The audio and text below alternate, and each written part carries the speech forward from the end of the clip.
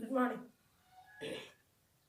Electrician first ഇയറിലെ trade തിയറിയുടെ ഒരു പോർഷനാണ് ഇലക്ട്രിക്കൽ മെഷറിംഗ് ഇൻസ്ട്രുമെൻറ്റ്സ്. ഈ ഭാഗം നമുക്ക് കുറച്ച് ഡിസ്കസ് ചെയ്യാം. ഫസ്റ്റ് ഓഫ് ഓൾ, എന്താണ് മെഷറിംഗ് ഇൻസ്ട്രുമെൻറ്റ്സ്? നമുക്കറിയുന്നത് പോലെ ലെങ്ത് മെഷർ ചെയ്യാനും നമ്മൾ എന്തുപയോഗിക്കും? റൂളർ ഉപയോഗിക്കും, അല്ലേ? അതേപോലെ വെയിറ്റ് മെഷർ ചെയ്യാനും നമുക്ക് വെയിങ് മെഷീൻസ് ഉപയോഗിക്കാം. അതേപോലെ തന്നെ ഇലക്ട്രിക്കൽ ക്വാണ്ടിറ്റീസ് മെഷർ ചെയ്യാൻ നമ്മൾ ഉപയോഗിക്കുന്ന മീറ്റേഴ്സാണ് ഇലക്ട്രിക്കൽ മെഷറിംഗ് ഇൻസ്ട്രുമെൻറ്റ്സ് എന്ന് പറയുന്നത്. ഓക്കെ, ഇതിൻ്റെ യൂസ് അനുസരിച്ചിട്ട് നമുക്ക് ഒരുപാട് ക്ലാസിഫിക്കേഷൻ ഉണ്ട് മെഷറിംഗ് ഇൻസ്ട്രുമെൻറ്റ്സിന്. ദറ്റ് ഈസ് വോൾട്ടേജ് മെഷർ ചെയ്യണമെങ്കിൽ നമുക്ക് വോൾട്ട് മീറ്റർ ഉപയോഗിക്കാം, കറണ്ട് മെഷർ ചെയ്യണമെങ്കിൽ നമുക്ക് അമ്മീറ്റർ ഉപയോഗിക്കാം, അതേപോലെ തന്നെ പവർ മെഷർ ചെയ്യാൻ നമുക്ക് വാട്ട് മീറ്റർ ഉപയോഗിക്കാം, എനർജി മെഷർ ചെയ്യാൻ എനർജി മീറ്റർ ഉപയോഗിക്കാം. ഇങ്ങനെ യൂസ് അനുസരിച്ച് നമുക്ക് ഒരുപാട് ക്ലാസിഫിക്കേഷൻസ് വരുന്നുണ്ട്. ഇനി ഇൻസ്ട്രുമെൻറ്റിൻ്റെ ക്യാരക്ടറിസ്റ്റിക്സ് അനുസരിച്ചിട്ട് നമുക്ക് രണ്ട് ക്ലാസിഫിക്കേഷനാണ് ഉള്ളത്. ഒന്ന് അബ്സല്യൂട്ട് ഇൻസ്ട്രുമെൻറ്റ് എന്നും രണ്ടാമത്തത് സെക്കൻഡറി ഇൻസ്ട്രുമെൻറ്റ്. എന്താണ് അബ്സല്യൂട്ട് ഇൻസ്ട്രുമെന്റ് എന്ന് നമുക്ക് നോക്കാം. അബ്സല്യൂട്ട് ഇൻസ്ട്രുമെന്റ് എന്ന് പറഞ്ഞാൽ നമ്മൾ സാധാരണ രീതിയിൽ ലബോറട്ടറി പർപ്പസിന് വേണ്ടിയിട്ടാണ് നമ്മൾ അബ്സല്യൂട്ട് ഇൻസ്ട്രുമെന്റ്സ് ഉപയോഗിക്കുക. ലബോറട്ടറി പർപ്പസിന് വേണ്ടിയിട്ട്, അതായത് ഒരു ക്വാണ്ടിറ്റിയുടെ ഇലക്ട്രിക്കൽ ക്വാണ്ടിറ്റിയുടെ പ്രസൻസ് മനസ്സിലാക്കുകയാണ് നമ്മളവിടെ ചെയ്യുന്നത്. ഉണ്ടോ ഇല്ലേ എന്നുള്ള ആ പ്രസൻസ് മനസ്സിലാക്കുകയാണ് നമ്മൾ അബ്സല്യൂട്ട് ഇൻസ്ട്രുമെന്റ്സ് ഉപയോഗിച്ചിട്ട് സാധാരണ രീതിയിൽ ചെയ്യുന്നത്. ഓക്കെ, എക്സാമ്പിൾ നമുക്ക് ഗാൽവനോമീറ്റർ, ടാൻഷൻ ഗാൽവനോമീറ്റർ നമുക്ക് എക്സാമ്പിൾ ആയിട്ട് ഉപയോഗിക്കാം. ഓക്കെ, ദെൻ അടുത്തത് സെക്കൻഡറി ഇൻസ്ട്രുമെന്റ്സ്. സെക്കൻഡറി ഇൻസ്ട്രുമെന്റ്സിലാണെങ്കിൽ ആ അൺനോൺ ഇലക്ട്രിക്കൽ ക്വാണ്ടിറ്റിയുടെ വാല്യൂ നമുക്ക് എന്ത് ചെയ്യും? ഡയറക്റ്റ് ആയിട്ട് കിട്ടും. അതായത് ഒരു കാലിബ്രേറ്റഡ് സ്കെയിലും പോയിന്റർ ഉപയോഗിച്ചിട്ട് നമുക്ക് പോയിന്ററിന്റെ ഡിഫ്ലക്ഷൻ അനുസരിച്ച് നമുക്ക് മെഷർ ചെയ്തെടുക്കാം. ഓക്കെ, അപ്പോൾ സെക്കൻഡറി ഇൻസ്ട്രുമെന്റ്സിനെ നമുക്ക് മൂന്നായിട്ട് ക്ലാസിഫൈ ചെയ്യാം. ഓക്കെ, ഒന്ന് ഇൻഡിക്കേറ്റിംഗ് ഇൻസ്ട്രുമെന്റ്, രണ്ടാമത്തത് ഇന്റഗ്രേറ്റിംഗ് ഇൻസ്ട്രുമെന്റ്, മൂന്നാമത്തത് റെക്കോർഡിംഗ് ഇൻസ്ട്രുമെന്റ്. ഇൻഡിക്കേറ്റിംഗ് ഇൻസ്ട്രുമെന്റ് പേര് കേൾക്കുന്നത് പോലെ തന്നെ ഇൻഡിക്കേറ്റിംഗ് ഇൻസ്ട്രുമെന്റ് എന്ന് പറഞ്ഞാൽ ഒരു കാലിബ്രേറ്റഡ് സ്കെയിലില് പോയിന്റർ വന്നിട്ട് അതിന്റെ വാല്യൂ നമുക്ക് എന്ത് ചെയ്യാം? ഡയറക്റ്റ് ആയിട്ട് മെഷർ ചെയ്തെടുക്കാം. എക്സാമ്പിൾ ആയിട്ട് ഇതാ ഇതിൽ കാണുന്നത് പോലെ, ഈ മീറ്ററിൽ കാണുന്നത് പോലെ ഇത് ഒരു മില്ലി അമ്മീറ്റർ ആണ് ഉപയോഗിച്ചിരിക്കുന്നത്. ഈ പോയിന്റിലാണ് വന്ന് കണക്ട് ചെയ്തതിന് ശേഷം, സർക്യൂട്ടിൽ കണക്ട് ചെയ്തതിന് ശേഷം ഈ പോയിന്റിലാണ് വന്ന് നിൽക്കുന്നത് എങ്കിൽ അപ്പോൾ ആ സർക്യൂട്ടിൽ കൂടെ ഫ്ലോ ചെയ്യുന്ന കറണ്ട് എന്ന് പറഞ്ഞാൽ 20 മില്ലി ആംപിയർ ആയിരിക്കും. ഓക്കെ, ഈ പോയിന്റിലാണ് വന്ന് നിൽക്കുന്നത് എങ്കിൽ അപ്പോൾ ഉള്ള വാല്യൂ 80 മില്ലി ആംപിയർ ആയിരിക്കും സർക്യൂട്ടുകൾ കൂടെ ഫ്ലോ ചെയ്യുന്ന കറണ്ട്. ഓക്കെ, ഇത്തരത്തിലുള്ള ഇൻസ്ട്രുമെന്റ്സിനെയാണ് നമ്മൾ ഇൻഡിക്കേറ്റിംഗ് ഇൻസ്ട്രുമെന്റ് എന്ന് പറയാം. ദെൻ അടുത്തത് ഇന്റഗ്രേറ്റിംഗ് ഇൻസ്ട്രുമെന്റ്. ഇന്റഗ്രേറ്റിംഗ് ഇൻസ്ട്രുമെന്റ് എന്ന് പറയുമ്പോൾ ടോട്ടൽ, അതായത് ടോട്ടൽ വാല്യൂ എത്രയാണോ അതാണ് നമുക്ക് കിട്ടുക. അതായത് ഒരു മാസത്തെയോ അല്ലെങ്കിൽ ഒരു മണിക്കൂറിൻ്റെയോ എത്രയാണോ ഇലക്ട്രിക്കൽ ക്വാണ്ടിറ്റി അല്ലെങ്കിൽ ഇലക്ട്രിക്കൽ പവർ യൂസ് ചെയ്തിരിക്കുന്നത്, അങ്ങനെ ടോട്ടലായിട്ട് കിട്ടുന്ന ഒരു തരത്തിലുള്ള ഇൻസ്ട്രുമെന്റിനെയാണ് നമ്മൾ എന്ന് പറയുന്നത് ഇന്റഗ്രേറ്റിംഗ് ഇൻസ്ട്രുമെന്റ് എന്ന് പറയാം. ഇനി അടുത്തത് റെക്കോർഡിംഗ് ഇൻസ്ട്രുമെന്റ്. റെക്കോർഡിംഗ് ഇൻസ്ട്രുമെന്റ് എന്ന് പറഞ്ഞാൽ ഒരു ഇങ്ക് പെന്നും ഒരു ഗ്രാഫും ഉപയോഗിച്ച് അപ്പോൾ ഉള്ള വാല്യൂ, ഇൻസ്റ്റന്റേനിയസ് ആയിട്ടുള്ള വാല്യൂ റെക്കോർഡ് ചെയ്യപ്പെടും. അത്തരത്തിലുള്ള ഇൻസ്ട്രുമെന്റ്സിനെയാണ് നമ്മൾ സാധാരണ രീതിയിൽ റെക്കോർഡിംഗ് ഇൻസ്ട്രുമെന്റ് എന്ന് പറയാം. ഈ റെക്കോർഡിംഗ് ഇൻസ്ട്രുമെന്റ് സാധാരണ നമ്മൾ പവർ ജനറേറ്റിംഗ് സ്റ്റേഷനിൽ വാല്യൂസിന്റെ, അതായത് ജനറേറ്റ് ചെയ്യുന്ന പവറിന്റെ വേരിയേഷൻസ്, ഫ്രീക്വൻസി ഒക്കെ മനസ്സിലാക്കാൻ വേണ്ടിയിട്ടാണ് നമ്മൾ സാധാരണ റെക്കോർഡിംഗ് ഇൻസ്ട്രുമെന്റ് ഉപയോഗിക്കുക. അതായത് നമ്മളിപ്പോൾ പറഞ്ഞു വന്നത് എന്താണെന്ന് വെച്ചാൽ, indicating instrument indicate the magnitude of the unknown quantity. Integrating instruments measure the total amount of quantity of electricity. And recording instruments records the electrical quantity on a graph for a specified time. ഒരു പ്രത്യേക സമയത്തിൽ ഉണ്ടാവുന്ന values graph ഷീറ്റിൽ pen ഉപയോഗിച്ചിട്ട് indicate ചെയ്യാം. അത്തരത്തിലുള്ള ഇൻസ്ട്രുമെന്റ്സിനെയാണ് നമ്മൾ recording instruments പറയുക. ഓക്കെ, ഇനി നമുക്ക് ഇൻസ്ട്രുമെന്റ്സിനെ അതിന്റെ വർക്കിംഗ് പ്രിൻസിപ്പിൾ അനുസരിച്ചിട്ടും ക്ലാസിഫിക്കേഷൻ ഉണ്ട്. അതായത് electro magnetic instruments, electro thermal instruments, electro induction instruments, അങ്ങനെ ഡിഫറെന്റ് ക്ലാസിഫിക്കേഷൻസ് ഉണ്ട്. അടുത്തത് നമുക്ക് പഠിക്കാനുള്ളത് ഒരു മീറ്ററിന്റെ നീഡിൽ മൂവ് ചെയ്യണമെങ്കിൽ കുറച്ച് ഫോഴ്സസ് ആവശ്യമാണ് അല്ലേ. അല്ലാതെ ഒരു സർക്യൂട്ടിൽ ജസ്റ്റ് ഒന്ന് കണക്ട് ചെയ്തിട്ടുണ്ടെങ്കിൽ നമുക്ക് ബാക്കി റീഡിങ്സ് ഒന്നും കിട്ടില്ല. അപ്പോൾ അതിന് കുറച്ച് മൂവ്മെന്റ്സ് ആവശ്യമാണ്. അപ്പോൾ ഏതൊക്കെയാണ് ഒരു മീറ്ററിലെ മൂവ്മെന്റ്സിന് ആവശ്യമായിട്ടുള്ള ഫോഴ്സ് ഏതൊക്കെയാണ് എന്നാണ് നമുക്ക് അടുത്തത് പഠിക്കാനുള്ളത്. മെയിനായിട്ട് 3 തരത്തിലുള്ള ഫോഴ്സുകളാണ് നമ്മൾ ഉപയോഗിക്കുന്നത്. Deflecting force, controlling force and damping force. ഏതൊക്കെയാണ്?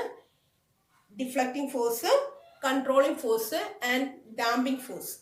ഓക്കെ, ഈ ഫോഴ്സുകൾ എങ്ങനെയാണ് ജനറേറ്റ് ചെയ്യുന്നത് എന്നുള്ളത് നമുക്ക് ഡീറ്റെയിൽഡ് ആയിട്ട് പഠിക്കാം. ഓക്കെ, ഡിഫ്ലക്റ്റിംഗ് ഫോഴ്സ് എന്താണ്? ഡിഫ്ലക്റ്റിംഗ് ഫോഴ്സ് നമ്മൾ ഒരു ഇൻസ്ട്രുമെന്റ് സർക്യൂട്ടിൽ കണക്ട് ചെയ്ത് കഴിഞ്ഞാൽ സാധാരണ രീതിയിൽ ഇൻസ്ട്രുമെന്റ് പോയിന്റർ എപ്പോഴും നിൽക്കുക 0 പൊസിഷനിലായിരിക്കും അല്ലെ. ആ 0 പൊസിഷനിൽ നിന്നും മീറ്ററിന് മൂവ്മെന്റ് ആവശ്യമാണ്. ഒരു പോയിന്റിലേക്ക് എത്രയാണോ അപ്പോൾ ഉള്ള ഫ്ലോ ചെയ്യുന്ന കറണ്ട് അല്ലെങ്കിൽ ഇലക്ട്രിക്കൽ ക്വാണ്ടിറ്റി എന്നുള്ളത് ഇൻഡിക്കേറ്റ് ചെയ്യണം, അങ്ങോട്ട് മൂവ് ചെയ്യണം അല്ലെ. അപ്പൊ അതിന് ആവശ്യമായിട്ടുള്ള ഫോഴ്സിനെയാണ്, ആ നീഡിൽ മൂവ് ചെയ്യാൻ ആവശ്യമായിട്ടുള്ള ഫോഴ്സിനെയാണ് നമ്മൾ എന്തെന്ന് പറയുന്നത്? ഡിഫ്ലക്റ്റിംഗ് ഫോഴ്സ് എന്ന് പറയാം. ഓക്കെ, അടുത്തത് കൺട്രോളിംഗ് ഫോഴ്സ്. നമുക്ക് നീഡിൽ കണക്ട് ചെയ്ത് സപ്ലൈ ഫ്ലോ ചെയ്യുമ്പോൾ കണക്ട് ചെയ്ത് പെട്ടെന്ന് അങ്ങോട്ട് മറ്റേ പൊസിഷനിലേക്ക് പോയാൽ പോരാ. അപ്പോൾ എത്രയിലാണ് ഇപ്പോൾ 20 മില്ലി ആംപിയർ ആണെങ്കിൽ 20 മില്ലി ആംപിയറിൽ കറക്റ്റായിട്ട് നമ്മളുടെ നീഡിൽ വന്ന് നിൽക്കണം. അപ്പോൾ അതിനൊരു കൺട്രോളിങ് അവിടെ ആവശ്യമാണ്. അത്തരത്തിലുള്ള ഫോഴ്സിനെയാണ് നമ്മൾ എന്തെന്ന് പറയുന്നത്? കൺട്രോളിങ് ഫോഴ്സ് എന്ന് പറയും. അപ്പോൾ എപ്പോഴും ഡിഫ്ലക്റ്റിംഗ് ഫോഴ്സിന് ഓപ്പോസിറ്റ് ആയിരിക്കും കൺട്രോളിങ് ഫോഴ്സ്. ഡിഫ്ലക്റ്റിംഗ് ഫോഴ്സിന് ഓപ്പോസിറ്റ് ആയിരിക്കും കൺട്രോളിംഗ് ഫോഴ്സ്. അടുത്തതാണ് ഡാമ്പിംഗ് ഫോഴ്സ്. അതിന് മുൻപേ കൺട്രോളിംഗ് ഫോഴ്സ് നമുക്ക് അവൈലബിൾ ആവുന്നത് 2 മെത്തേഡിലൂടെയാണ്. 2 തരത്തിലുള്ള കൺട്രോളിംഗ് ഫോഴ്സുകളാണ് നമ്മൾ ഉപയോഗിക്കുന്നത്. ഒന്ന് സ്പ്രിംഗ് കൺട്രോൾ ആൻഡ് രണ്ടാമത്തത് ഗ്രാവിറ്റി കൺട്രോൾ. സ്പ്രിംഗ് കൺട്രോളിലാണെങ്കിൽ നമ്മുടെ ഈ സ്പ്രിംഗ് കൺട്രോളില് ഫിഗറിൽ കാണിച്ചിരിക്കുന്നത് പോലെ പോയിന്റർ മൂവ് ചെയ്യുന്നതിന്റെ ഓപ്പോസിറ്റ് ഡിറക്ഷനിലായിരിക്കും സ്പ്രിങ് ആക്ട് ചെയ്യുക. അതായത് പോയിന്റർ ഇങ്ങോട്ട് മൂവ് ചെയ്യുമ്പോൾ അതിന്റെ ഓപ്പോസിറ്റ് ഡയറക്ഷനിലാണ് സ്പ്രിങ് ആക്ട് ചെയ്യുക. അപ്പോൾ അങ്ങോട്ട് ദൂരത്തേക്ക് പെട്ടെന്ന് ഡിഫ്ലക്റ്റ് ചെയ്ത് പോവാതെ ക്വാണ്ടിറ്റി ഓഫ് ഇലക്ട്രിസിറ്റി പാസ് ചെയ്യുന്നതിനനുസരിച്ചേ ഉള്ളൂ സ്പ്രിങ്ങിന് ഇലോങ്ങേഷൻ വരിക. ഓക്കെ, അപ്പോൾ ഇതിൽ ഉപയോഗിക്കുന്ന സ്പ്രിങ് സാധാരണ ഉണ്ടാക്കിയിരിക്കുന്നത് ഫോസ്ഫർ ബ്രോൺസ് കൊണ്ടാണ്. ഈ മെറ്റീരിയലിന് കുറച്ച് പ്രത്യേകതകളുണ്ട്. അതെന്തൊക്കെയാണെന്ന് വെച്ചാൽ നോൺ മാഗ്നറ്റിക് ആയിരിക്കണം. മാഗ്നറ്റിക് മെറ്റീരിയൽ ആവരുത്, നോൺ മാഗ്നറ്റിക് ആയിരിക്കണം. It should have low temperature coefficient. Temperature coefficient low ആയിരിക്കണം. ദെൻ നമുക്ക് ഗ്രാവിറ്റി കൺട്രോൾ. ഗ്രാവിറ്റി കൺട്രോളില് അതിന്റെ ഫിഗർ ഞാൻ കാണിക്കും. ഗ്രാവിറ്റി കൺട്രോളില് എങ്ങനെയാന്ന് വെച്ചാൽ ഇവിടെ ഒരു കൺട്രോൾ വെയിറ്റും കൊടുത്തിട്ടുണ്ട്, ഒരു ബാലൻസ് വെയിറ്റും കൊടുത്തിട്ടുണ്ട്. ക്വാണ്ടിറ്റി പാസ് ചെയ്യുന്നതിനനുസരിച്ച് ഇത് രണ്ടും കൂടി അഡ്ജസ്റ്റ് ആയിട്ട് എർത്തിന്റെ ഗ്രാവിറ്റേഷണൽ ഫോഴ്സ് കാരണം ഇത് കറക്റ്റ് പൊസിഷനിൽ വന്ന് നിൽക്കും. പിന്നെ ഇതിനൊരു ഡിഫക്റ്റ് ഉണ്ട്. ഇതിന്റെ ഒരു ഡിമെറിറ്റ് എന്താന്ന് വെച്ചാൽ ഇത് വെർട്ടിക്കൽ പൊസിഷനിൽ മാത്രമേ ഗ്രാവിറ്റി കൺട്രോൾ ഉള്ള ഇൻസ്ട്രുമെന്റ്സ് ഉപയോഗിക്കാൻ പറ്റുള്ളൂ എന്നുള്ളതാണ് ഇതിന്റെ ഒരു ഡിഫക്റ്റ്. ഇതിന് ഒരുപാട് മെറിറ്റ്സ് ഉണ്ട്. ഏതൊക്കെയാന്ന് വെച്ചാൽ സിസ്റ്റം വളരെ ചീപ്പാണ്, നമുക്ക് വില കുറഞ്ഞായിട്ട് നമുക്ക് വാങ്ങിക്കാൻ പറ്റും. പിന്നെ വർക്കിംഗ് ലൈഫ് കൂടുതലാണ്. പിന്നെ ഇതിന് വേറൊരു ഡിഫക്റ്റും കൂടി ഉള്ളത് എന്താന്ന് വെച്ചാൽ ലീനിയർ സ്കെയിൽ നമുക്ക് ഇവിടെ അവൈലബിൾ ആവില്ല. ഇതൊരു ഇത്തിരി ക്രാംഡൊക്കെ ആയിട്ടുള്ള സ്കെയിലായിരിക്കും ഈ ഗ്രാവിറ്റി കൺട്രോളുള്ള ഇൻസ്ട്രുമെൻസിൽ നമുക്ക് ഉണ്ടാവുക. ഓക്കെ, അപ്പോൾ രണ്ട് തരത്തിലുള്ള കൺട്രോളുകളാണ് നമ്മൾ പറഞ്ഞത്. ഒന്ന് സ്പ്രിംഗ് കൺട്രോള്, രണ്ടാമത്തത് ഗ്രാവിറ്റി കൺട്രോൾ. അടുത്തത് നമുക്ക് ഡിസ്കസ് ചെയ്യാനുള്ളത് ഡാമ്പിംഗ് ഫോഴ്സ് ആണ്.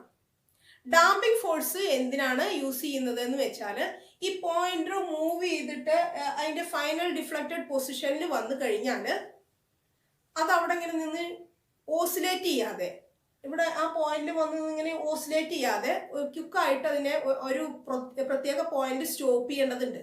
എത്രയാണോ ഇപ്പൊ 20 മില്ലി ആംബിയറിലാണെങ്കിൽ ആ 20 മില്ലി ആംബിയർ എത്തിക്കഴിഞ്ഞാൽ ആ പോയിന്റിൽ ഇങ്ങനെ ഡിഫ്ലക്ഷൻ അല്ല ഓസിലേഷൻ സംഭവിക്കാതെ ആ പോയിന്റിൽ തന്നെ അത് കൃത്യമായിട്ട് നിൽക്കണം. അങ്ങനെ നിൽക്കാൻ വേണ്ടി അപ്ലൈ ചെയ്യുന്ന ഫോഴ്സാണ് ഡാമ്പിംഗ് ഫോഴ്സ്. ഡാമ്പിംഗ് ഫോഴ്സ് ഒരു ഇൻസ്ട്രുമെന്റിന് കൊടുക്കുന്നത് ഡിഫറെന്റ് ടൈപ്സിലാണ്. ഒന്ന് എയർ ഫ്രിക്ഷൻ ഡാമ്പിങ്, രണ്ടാമത്തത് ഫ്ലൂയിഡ് ഫ്രിക്ഷൻ ഡാമ്പിങ്, മൂന്നാമത്തത് എഡി കറന്റ് ഡാമ്പിങ്. ഇതിൽ ഫ്ലൂയിഡ് ഫ്രിക്ഷൻ ഡാമ്പിങ് ഇപ്പോൾ ഔട്ട്ഡേറ്റഡ് ആണ്, നമ്മൾ സാധാരണ ഉപയോഗിക്കാറില്ല. പിന്നെ ഏറ്റവും കൂടുതലായിട്ട് അതിൽ പ്രൊവൈഡ് ചെയ്യുന്ന ഡാമ്പിംഗ് മെത്തേഡ് എന്ന് പറഞ്ഞാൽ എഡി കറന്റ് ഡാമ്പിംഗ് മെത്തേഡാണ്. ഓക്കെ, എഡി കറന്റ് ഡാമ്പിങ് എങ്ങനെയാണ് കൊടുക്കുന്നത് നമുക്ക് നോക്കാം. മെയിനായിട്ട് യൂസ് ചെയ്യുന്നത് എഡി കറന്റ് ഡാമ്പിംഗ് മെത്തേഡാണ്. അപ്പൊ എഡി കറന്റ് ഡാമ്പിംഗ് മെത്തേഡ് എങ്ങനെയാണെന്ന് നമുക്ക് നോക്കാം. ഈ ഫിഗർ എഡി കറന്റ് ഡാമ്പിങ്ങിന്റെ ഒരു ഫിഗറാണ്. അതില് ഇവിടെ ഒരു തിൻ അലുമിനിയം ഡിസ്ക് ഉണ്ട്. അത് കണക്ട് ചെയ്തിരിക്കുന്നത് ഈ സ്പിൻഡിലിനോടാണ്. ഈ സ്പിൻഡിലിനോട് നമ്മളുടെ നീഡിലും കണക്ട് ചെയ്തിട്ടുണ്ട്. ഇതൊരു പിവറ്റിൽ വെച്ചിട്ടുണ്ട്. ദെൻ ഈ ഡിസ്കിന്റെ ഇടയിലേക്കായിട്ട് നമ്മൾ ഒരു ഡാമ്പിംഗ് മാഗ്നറ്റ് വെച്ചിട്ടുണ്ട്. സപ്ലൈ വരുന്ന സമയത്ത് ഈ അലുമിനിയം ഡിസ്ക് റൊട്ടേറ്റ് ചെയ്യാനുള്ള ടെൻഡൻസി കാണിക്കും. ഡാമ്പിംഗ് മാഗ്നറ്റ് എങ്ങനെയാണ് വെച്ചിരിക്കുന്നതെന്ന് വെച്ചാൽ, ഡാമ്പിംഗ് മാഗ്നറ്റിൽ സ്വാഭാവികമായിട്ടും മാഗ്നറ്റിക് ലൈൻസ് ഓഫ് ഫോഴ്സ് ഉണ്ടാവുമല്ലോ. മാഗ്നറ്റിക് ലൈൻസ് ഓഫ് ഫോഴ്സിനെ കട്ട് ചെയ്യത്തക്ക രീതിയിലാണ് നമ്മൾ ഈ അലുമിനിയം ഡിസ്ക് വെച്ചിട്ടുള്ളത്. സപ്ലൈ വരുന്ന സമയത്ത് ഈ ഡിസ്ക് ഈ മാഗ്നറ്റിക് ലൈൻസ് ഓഫ് ഫോഴ്സിനെ കട്ട് ചെയ്യും. അതിൽ കൂടെ ഒരു എഡി കറണ്ട് ഫ്ലോ ചെയ്യുകയും ചെയ്യും. ഈ AD current required force provide ചെയ്യും. റിക്വയർഡ് ഡാമ്പിംഗ് ഫോഴ്സ് ഈ എഡി കറണ്ട് പ്രൊവൈഡ് ചെയ്യും. ഇങ്ങനെയാണ് ഇതിൻ്റെ വർക്ക്. അപ്പോൾ നമ്മൾ പറഞ്ഞു വന്നത് ഒരു ഡിഫ്ലക്ഷൻ സിസ്റ്റത്തിന് ആവശ്യമായിട്ടുള്ള 3 തരത്തിലുള്ള ഫോഴ്സുകളായിരുന്നു. അത് ഒന്ന് കൺട്രോളിംഗ് ഫോഴ്സ്, ഒന്ന് ഡിഫ്ലക്റ്റിംഗ് ഫോഴ്സ്, രണ്ടാമത്തെ കൺട്രോളിംഗ് ഫോഴ്സ്, മൂന്നാമത്തത് ഡാമ്പിംഗ് ഫോഴ്സ്. ഓക്കെ, ബാക്കി നമുക്ക്